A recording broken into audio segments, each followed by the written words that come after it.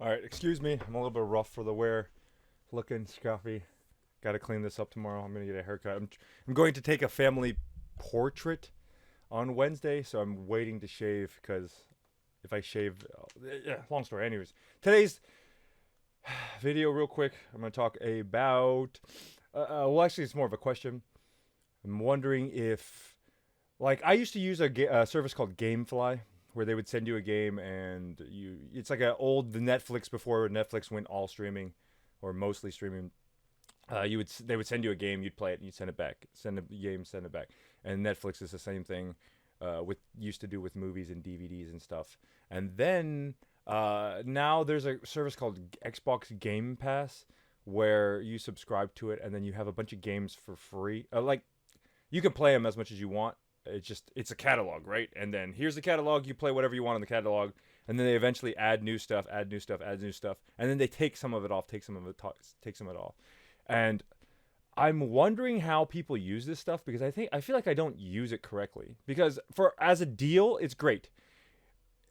If you don't want to spend money buying games every month, Game Pass for like $15 or whatever it is a month is more than you will ever need. Like there's so many games on Game Pass. If you can play those games, if you will actually play those games, you have plenty to play, more than you have for an entire month. Like, and even like for the first month at least. And then maybe 3-4 months down the line, maybe you've gone through some of the games and played some of the stuff and you figure out some of them are not ones you want to play or spend time on. But for me, but the thing is too, like a lot of the it's not like every game you would ever want to play is on there. So like some stuff gets newly released and you really want to play it, but it's not on Game Pass.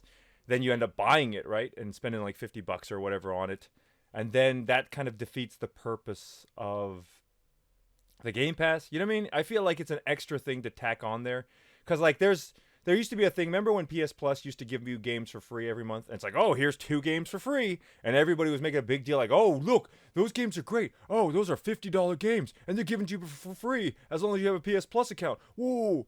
But like, to be honest, like how many of those PS Plus games did you guys actually play?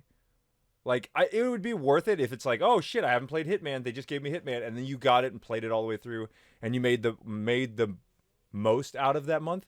But like, I have almost never played a PS Plus game like that came out all the way through.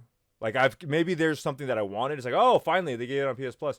Most of the times, actually, more often than not, I've gotten a game and I'm like, damn it, I just bought that game. It was just on sale like 2 weeks ago, and I bought it. And that's probably why they put it on sale to see who would buy it, who they could get to buy it, and then they're like, here you go, free on PS Plus. I promise you they do that shit. I promise you they do it on purpose because they know, well, if it's going to go on PS Plus, we might as well try to get as many people as we can to buy it first. They do that shit on purpose. Promise you, 100%. But the thing about it is, with like PS Plus games, whenever they give it to me for free, I'm like, awesome! I got this PS Plus game. It's for free. I've added it to my account. And now there's this other game that I need to beat now because it just came out and I'm really excited about it. And I just bought it. So I got to spend the money on. I got to make my money's worth because I just spent, the full price to buy this game. So I got to play it now. And so the PS Plus one, I was like, well, I got that for free. It's like whatever. I just play that whenever I have time. So that's how I kind of feel with like these Game Pass games, is like because they're like quote unquote like free to play anytime you want on your Game Pass account. Like Wargroove, haven't played Wargroove because I'm like, it's on my it's on my Xbox Game Pass, so I just play it whenever I've got other stuff to play right now. I'll play that later. Like Creature in the Well, I started that up just to try it out, but I'm like, it's on Game Pass. Oh, I don't have to finish it now. I'll just finish it later when I get time. There's like dozens and dozens of games. I want to go down the list and just name them all. I know Mutant Zero Road 1 or Road, whatever that mutant strategy game. This one, whatever this one is, this Mutant Road, whatever, eat it. Like that game was on Game Pass, and I really wanted to play it, but it was like, oh, okay, well it's on Game Pass, so I can just play it whenever. It's not like an urgency that I can play it now, and I think it's not on Game Pass anymore, which is why I bought the disc. But then now I'm like super excited to play it. I'm like, oh, I can't wait to pop this disc in and play it. So, long-winded short.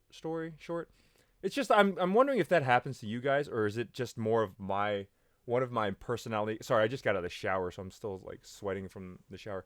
I'm wondering if that's an issue you guys face, because I know it didn't used to happen with Netflix when I had Netflix for like the 3 months or whatever I had Netflix, and for GameFly. See, for GameFly, it was one of those things where I have the disc out. I'm paying money for this disc. I need to finish this and send it back, right? And then I had this like this constant like monkey on my back to get that disc back. And then sometimes I would be like, well, I'll just buy it so I can get the next game. So I just purchased the game on my queue and get the new one. And then as soon as I purchased it and it was off my queue, then I was like, well, shit, I got to finish this one that's on my queue so I can open up the next disc. So I just kind of didn't like that. That's why I just kind of canceled all my accounts, my subscription accounts, because I was like, dude, I'm just tired of this like constant monkey on my back. And I know the people who know me, who like watch when I stream games and stuff, they're gonna know that I have a ridiculously terrible backlog, and it's terrible. But at least like for when I buy these games, it's like, well, I'm buying these games on sale. It's usually a deal. And then, yeah, now that I bought it, I can go play it anytime I want. So I don't have to necessarily play it now. The stuff I pay full price is usually the stuff I play now. It's just like, oh, it just came out. You paid $50. You paid full price. You better get to it and you better play it, David. But the stuff I get on sale, I'm like, yeah, I got it on sale. So, whenever I have a chance, it's good to have it like anytime. So, because it may be anytime where I'm just sitting around doing nothing. I'm like, I'm going to try that game out finally. And then just grab it and pull it off the shelf and play it. So, yeah. So, I'm wondering if any of you guys, if that's an issue with you guys, whether how subscription services have altered the way you play games, or I guess movies too, is I don't know. Let me know. Bye.